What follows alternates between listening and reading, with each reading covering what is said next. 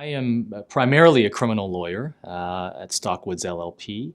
I grew up in the world of criminal defense, where defended all manner of criminal charges, from traditional criminal code offenses to white-collar and quasi-criminal regulatory offenses, doing an increasing amount of white-collar and regulatory defense work these days.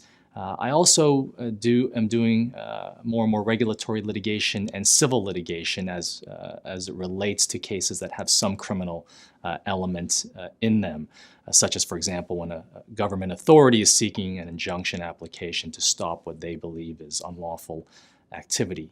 And so there's a great diversity and an increasing diversity to my practice, which I quite enjoy. Scientists often speak of the edge effect, where you have one ecosystem meeting another, and that's where you have the richest forms of diversity of life. I know that musicians often speak of the same thing when they talk about overlapping musical genres and the beauty of the artistry when you have classical meeting jazz, etc. And I think the same is true, at least to my mind, in law.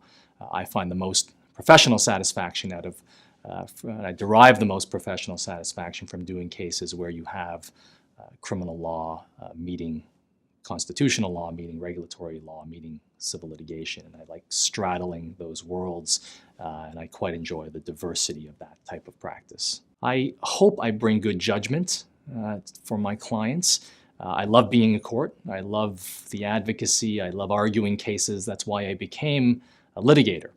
But I also recognize that it's not always in the client's interest to advance a case to court, to take the case, to go the distance, that often there may be far more advantageous solutions to resolving the case without a full hearing on its merits. And so while I'm always preparing to take the case the distance to trial, up on appeal, as the case may be, I'm also doing my best to keep an open mind and to think of creative, practical ways of addressing the problem and protecting my client without necessarily litigating it to its completion.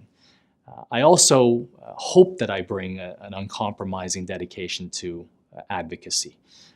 That's why I became a litigator in the first place, is because I love the art of advocacy, both written advocacy and oral advocacy. Justice Robert Jackson, who's one of my heroes from the U.S. Supreme Court, often spoke of the parable of the stonemasons, how you have one stonemason who's just making a living, another stonemason who's just shaping his or her stones to a particular pattern, and then you have the third stonemason who recognizes that he or she is building a cathedral. And so it is, he would say, with the lawyers that come before the court. Some lawyers just are making a living. Some are just trying to shape their cases to a particular pattern, a winning pattern.